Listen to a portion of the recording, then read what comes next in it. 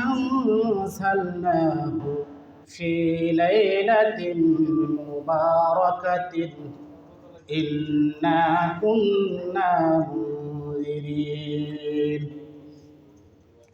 فيها يفرق كل أمر حكيم أمرا من عندنا إنا كنا مرسلين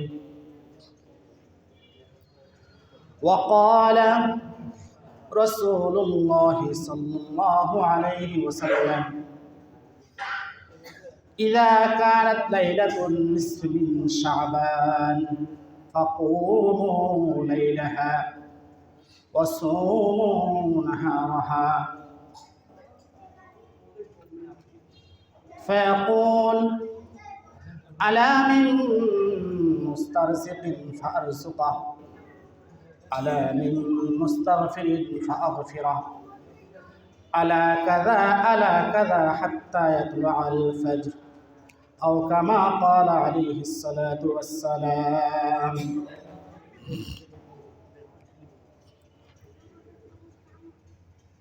আল্লাহ পাকের অসংখ্য শুকরিয়া আদায় করছি যে আল্লাহ পাক রব্বুল আলামিন বিগত একটি বছর পর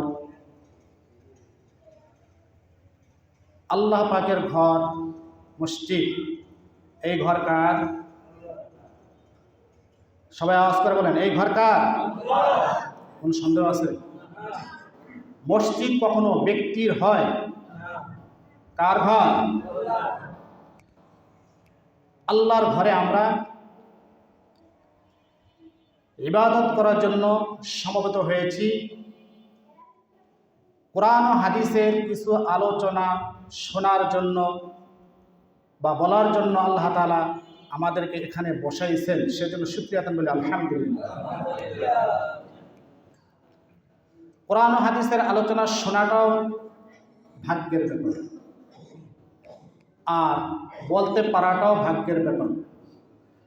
যদি আল্লাহ পাক রব্বুল আলামিন তৌফিক ইনায়েত না করেন, কোনো মানুষের সাধ্য নাই যে সে কোরআন ও হাদিসের আলোচনা ইচ্ছা করলেই শুনতে পাবে। এই তৌফিক কে দেন? আল্লাহ পাক রব্বুল আলামিন তৌফিক দেন। তবে আপনাদের সামনে পবিত্র কোরআনের অসংখ্য আয়াত থেকে ছোট্ট একটা আয়াতে কারিমা তেলাওয়াত করেছি এবং নবীর অসংখ্য হাদিস, প্রায় 10 লক্ষ হাদিস থেকে ছোট্ট একটা হাদিস আপনাদের খেদমতে পেশ করেছি। এরই উপরে সংক্ষিপ্ত দু একটি কথা, যদি আল্লাহ তৌফিক দেন, মানুষ চাইলেও এই জায়গায় বসলে কথা বলতে পারে না, কোরআন হাদিসের জ্ঞান থাকলেও বলতে পারে না, যদি আল্লাহ তৌফিক না দেন। এই কথাটা কি বিশ্বাস হয় না? যদি আল্লাহ তৌফিক না দেন, কোরআন হাদিসের ভরপুর জ্ঞান আছে, কিন্তু বসলে কথা বলতে পারবে না যদি আল্লাহ তৌফিক না দেন। আমি মসজিদে বসছি, কোরআন হাদিসের আলোচনা শুনতেছি, বা হাজারো বছর কোরআন হাদিসের আলোচনা হচ্ছে, মানুষ শুনতেছে, যদি আল্লাহ তৌফিক না দেন তাহলে তার হিদায়াত হবে। হেদায়েতের জন্য কার তৌফিক লাগবে? আল্লাহর তৌফিক লাগবে, বান্দার চেষ্টা লাগবে। বান্দার কি লাগবে? চেষ্টা লাগবে। চেষ্টা যদি বান্দা না করে, তাহলে কোরআন হাদিসের আলোচনা শুনলাম, কোরআন হাদিসের আলোচনা কিছু আছে কান মজা, কিছু আছে কি মজা? আমি ওনা বুঝাইতে পারি, কান মজা বুঝেন? কিছু আছে যে শুনতে ভালো লাগে, শুনতে এটা হচ্ছে কান পর্যন্ত যায়, আর কিছু কথা আছে কান মজা, দিলের মজা। কিসের মজা? এই কথাগুলো দিল পর্যন্ত যায়, শুনতেও ভালো লাগে। তো আল্লাহ পাক রব্বুল আলামিন তার মহাগ্রন্থ কোরআনুল কারীম থেকে একটি আয়াত আল্লাহ নবীর সামনে নাযিল করেছেন, যে আয়াতটা আমি আপনাদের খিদমতে তেলাওয়াত করেছি। আল্লাহ পাক রব্বুল আলামিন বলেন, ইন্না আনসালনাহু ফি লাইলাতিন মুবারাকাতিন ইন্না কুন্না মুরসিলিন ফিহা ইউফরাকু কুল্লু আমরিন হাকীম আমরুন মিন ইনদিনা ইন্না কুন্না মুরসিলিন। আমি অবশ্যই ইন্না আনসালনাহু কুরআন অবতীর্ণ করেছি, ইন্না আনসালনাহু ফি লাইলাতিন মুবারাকা, একটি বরকতময় রজনী, একটি বরকতময় রাতে আমি আল্লাহ কুরআন নাযিল করেছি আমার বান্দার উপর। এখানে বান্দা দ্বারা উদ্দেশ্য মুহাম্মদুর রাসূলুল্লাহ সাল্লাল্লাহু আলাইহি ওয়াসাল্লাম কে, যেখানে বান্দা বা মার্জা ব্যবহার করা হয়, যেটাকে ইংলিশে বলা হয় নাউনের বদলে প্রোনাউন, নামের পরিবর্তে যে জিনিসগুলো ব্যবহার করা হয়। আরবিতেও এরকম ব্যাকরণ গ্রামার নিয়ম আছে। এখানে হু দ্বারা বিশ্বনবী মুহাম্মদ রাসূলুল্লাহ সাল্লাল্লাহু আলাইহি ওয়াসাল্লামকে বোঝানো হয়েছে। এই কোরআন আল্লাহ কার উপর নাযিল করেছে? সকলে একটু বলেন না, এই কোরআন আল্লাহ কার উপর নাযিল করেছেন? মুহাম্মদ রাসূলুল্লাহ সাল্লাল্লাহু আলাইহি ওয়াসাল্লামের উপর কোরআন নাযিল করেছেন। আল্লাহ পাক রব্বুল আলামিন বলেন যে ইন্না আনসালনাহু ফি লাইলাতিন মুবারাকা, বরকতময় রজনী, এই বরকতময় রজনীতে আমি আল্লাহ কোরআন নাযিল করেছি। এখানে মুফাসসিরিন ইকরাম বরকতের ব্যাখ্যা করেছেন দুটি। কয়টি? দুটি ব্যাখ্যা করেছেন। বরকতময় রজনী দ্বারা একটা উদ্দেশ্য নিয়ে আছেন শবে কদরের রজনী। শবে কদরের রাত, যেটা রমজান মাস, 27শে কদর আমরা যেটা বলি 27শে কদর। আর একটা হচ্ছে আমরা যেটা বলি শবে বরাত। এই শবে বরাত এটা ফারসি শব্দ। কি শব্দ? ফারসি শব্দ। সব মানে হচ্ছে রাত, সব মানে কি? রাত। আর বরাত অর্থ হচ্ছে মুক্তি। বরাত মুক্তি। শবে বরাত এটা হচ্ছে সন্ধি বিচ্ছেদ। শবে বরাত মানে হচ্ছে মুক্তির রজনী, মুক্তির রাত। বলেন না শবে বরাত এর অর্থ কি? মুক্তির রাত, মুক্তির রজনী। এখানে আবার অনেকে বলবেন না ভাগ্য রজনী। দেখেন এটা হচ্ছে সঠিক অর্থ, মুক্তির রাত। আর ভাগ্য রজনী যেটা, এখানে বাংলা অর্থ করা হয়। যদি আপনি বাংলা অর্থ ধরেন তাহলে ঠিক আছে, আর যদি বাংলা না বলেন, ফার্সিতে যদি যেটা শবে বরাত যেটা ফার্সি শব্দ, তাহলে তার অর্থ হবে মুক্তির রজনী। কি অর্থ হবে? মুক্তির রজনী, মুক্তির রাত। আর যদি ভাগ্য রজনী বলি সেটা হবে বাংলায় তর্জমা। কিসের তর্জমা? বাংলায় তর্জমা। কিসের মুক্তি? আপনাদের খিদমতে একটা হাদিসে কারিমা তেলাওয়াত করেছি, যেখানে আল্লাহ নবী সাল্লাল্লাহু আলাইহি ওয়াসাল্লাম বলেন যে আল্লাহ পাক, এই হাদিসটা হাদিসে কুদসি, যে আল্লাহ পাক রব্বুল আলামিন বলেন আলা মিন মুস্তাগফিরিন ফাআগফিরু, কে আছো যে গুনাহগার, গুনাহ থেকে মুক্তি চাও, আমি আল্লাহর কাছে গুনাহ মাফ চাও, আমি তোমাকে ক্ষমা করে দিই। সুবহানাল্লাহ। কখন? এটা হচ্ছে আপনার এই যে রজনী শুরু হলো, এই শুরু থেকে নিয়ে একেবারে সুবহে সাদিক পর্যন্ত। সুবহে সাদিক মানে হচ্ছে ফজরের সময় হওয়ার আগ পর্যন্ত। সুবহে সাদিক মানে কি? এটা মনে রাখবেন, কাজে রাখবেন। সুবহে সাদিক মানে হচ্ছে ফজরের সময় হওয়ার আগ পর্যন্ত। আল্লাহ তাআলা আলা কাদা হাত্তা ইয়াতলু আল ফজর। এইভাবে আল্লাহ তাআলা বান্দাদেরকে বিভিন্ন বিষয় আহ্বান করতে থাকে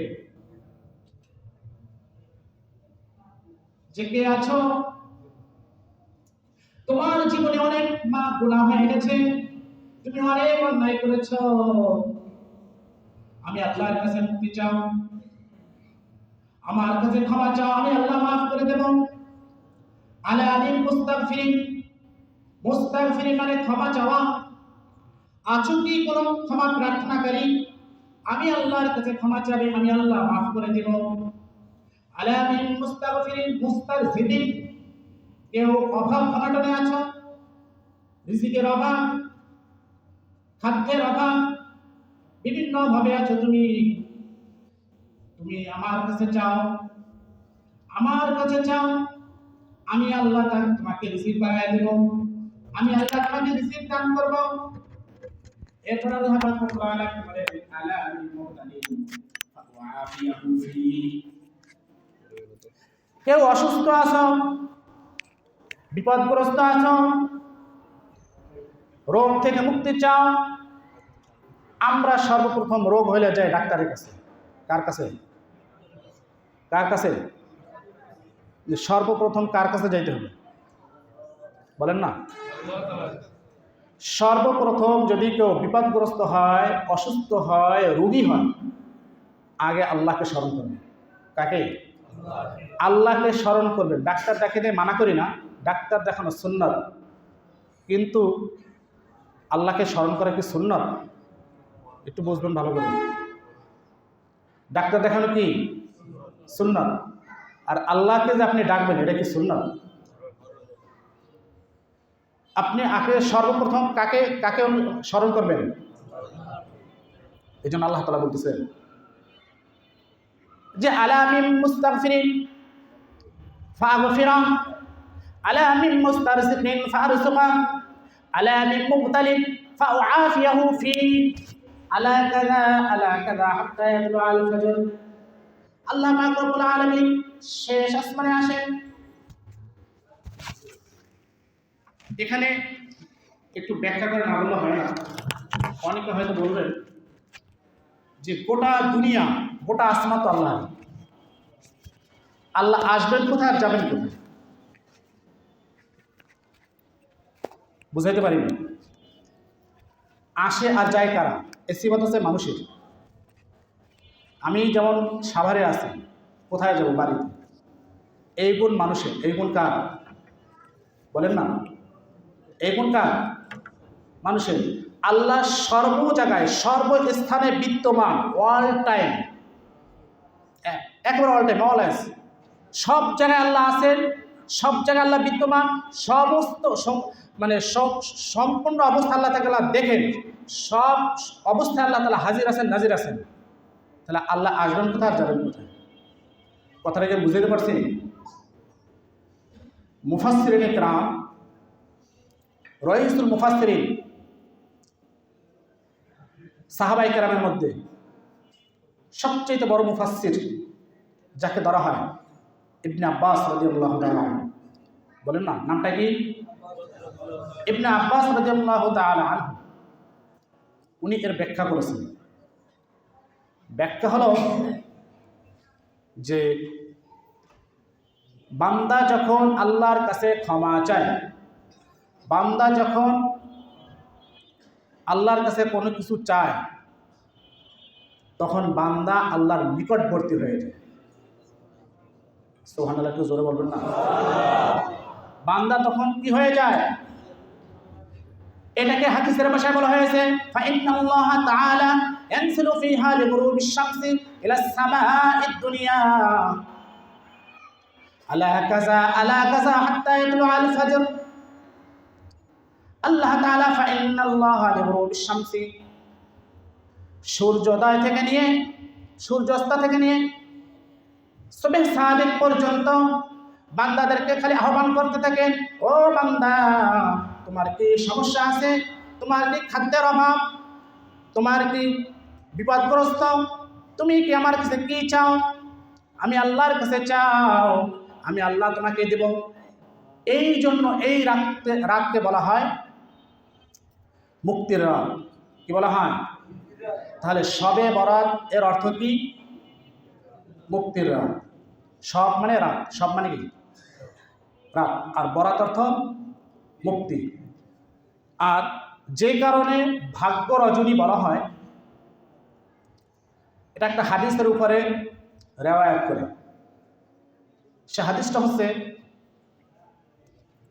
যে এই রজনীতে আল্লাহ পাক রব্বুল আলামিন বান্দার হায়াত, মওয়াত, রিজিক, দৌলত, বলেন হায়াত, মওয়াত, রিজিক, দৌলত সব কিছু নির্ধারণ করেন এই রজনীতে।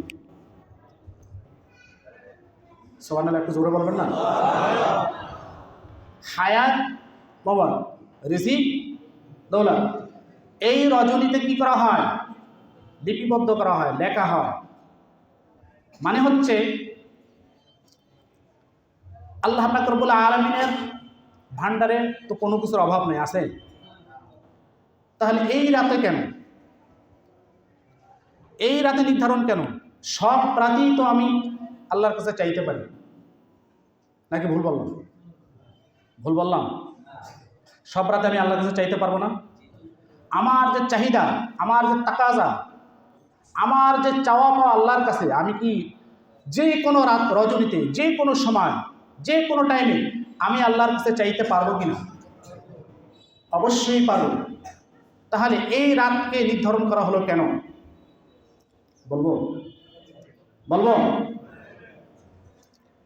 এটা হচ্ছে একটা বাজেট পেশ করা।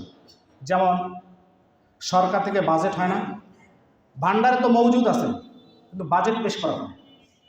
আল্লাহ পাক রব্বুল আলামিন ফেরেশতাদেরকে নিয়োগ করে রাখছেন, বান্দার যা যা চাহিদা এখান থেকে বাজেট হবে।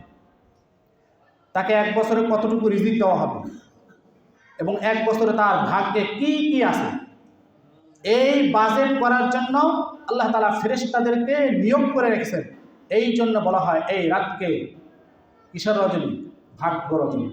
কি রজনী? ভাগ্য রজনী। আবার কেউ বলেন না যে এটা ভুল। ভুল বলতে ওই হাদিসের উপরে রেওয়ায়াত করে, ওই হাদিসের উপরে খেয়াল করে বলা হয় ভাগ্য রজনী।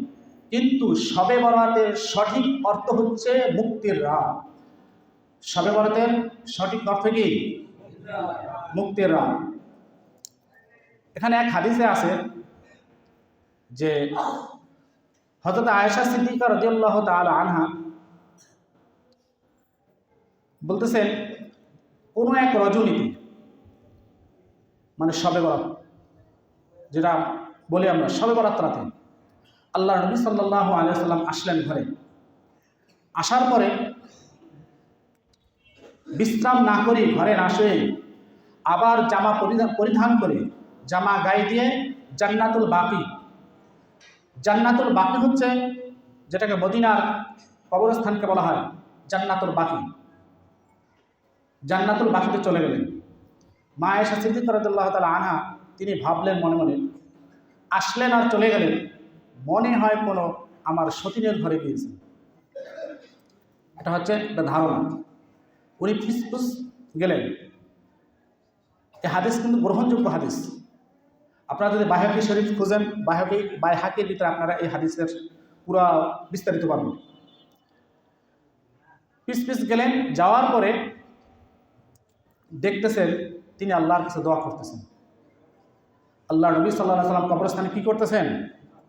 দোয়া করতেছেন আল্লাহর কাছে। আল্লাহ, যারা অভাবগ্রস্ত আছে আপনি তাদেরকে, যারা অভাবগ্রস্ত আছে তাদের অভাব পুরা করিয়া দেন।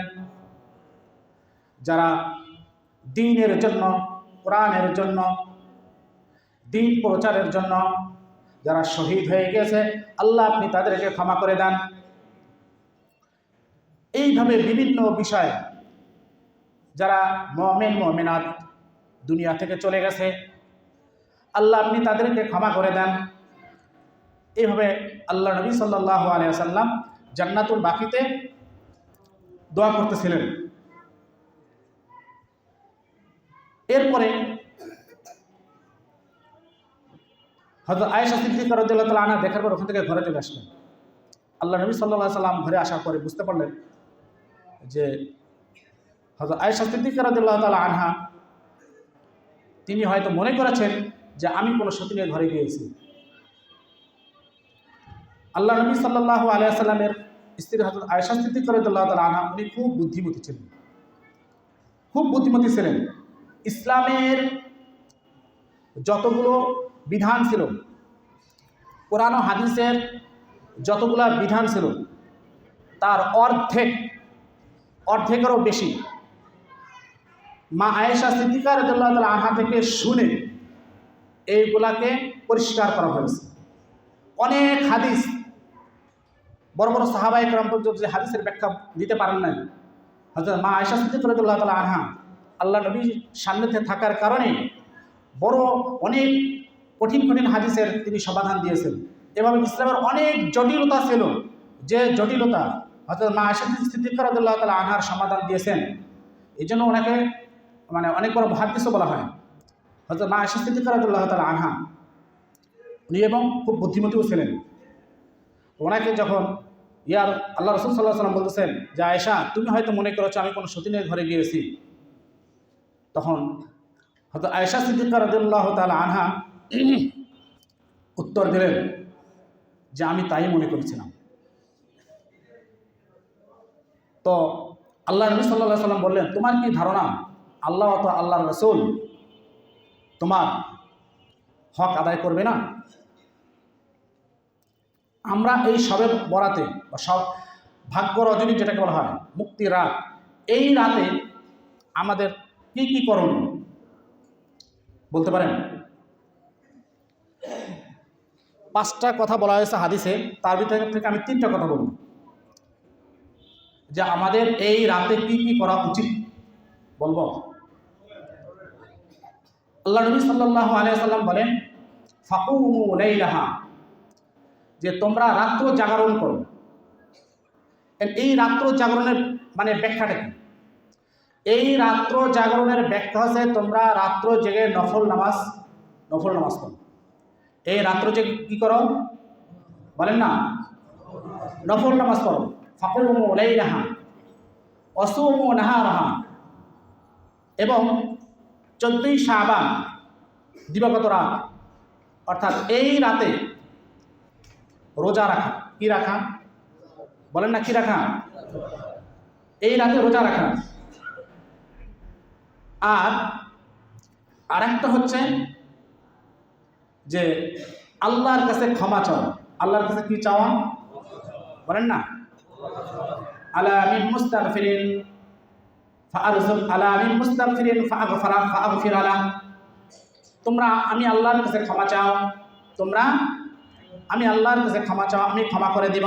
ফাআগফির আলা, আমি ক্ষমা করে দেব। আলা মিন মুস্তারজিকিন, কারো যদি রিজিকের অভাব থাকে আমি আল্লাহর কাছে চাও। ফাআরযুকা, আমি তাকে রিজিক প্রদান করব। আলা মিন মুবতালিন, যদি কেউ রোগ শোক হয়, বিপদগ্রস্ত হয়, ফাউআফিয়াহু, এই রোগ থেকে মুক্তি পাওয়ার জন্য কার কাছে যাবে? আল্লাহর কাছে। এই হলো 3টা আমল, মনে রাখবেন। শবে বরাতের কয়টা আমল? কয়টা? 1 নম্বরে কি? নফল, রাত্র জাগরণ করে নফল নামাজ পড়া। ফাকুমু লাইলাহা, রাত্র জাগরণ করে কি করা? নফল নামাজ পড়া। 2 নম্বরে কি? ওয়াসুমু নাহারাহা, রোজা রাখা। কি রাখা? রোজা রাখা। 3 নম্বরে কি? আল্লাহর কাছে আপনার মনে যা চায়, আপনি যেই সমস্যার ভুগতেছেন, এটা কার কাছে চাইবেন? এইটা হচ্ছে আমাদের এই রাতের আমল, করণীয়। আর যেগুলো আমাদের সমাজে কুসংস্কার আছে, হালুয়া রুটি খাওয়া, আতশবাজি করা, এগুলা বর্জনীয়। এগুলা শরীয়তের দৃষ্টিতে এগুলা নাজায়েজ, এগুলা করা যাবে না। হুজুর চলে আসছেন, হুজুরের সামনে আসলে আমার কথা বলাটাও ঠিক না, তো অগুছালো কথা আপনাদের মাঝে রেখে গেলাম। আল্লাহ তাআলা যেন আমাকেও আমল করার তৌফিক দান করেন, আর আমার এই কথাগুলা যারা শুনছেন আল্লাহ তাআলা সবাইকে যেন আমল করার তৌফিক দান করেন। ওমা তৌফিক ইল্লা বিল্লাহ। আসসালামু আলাইকুম ওয়া রাহমাতুল্লাহ।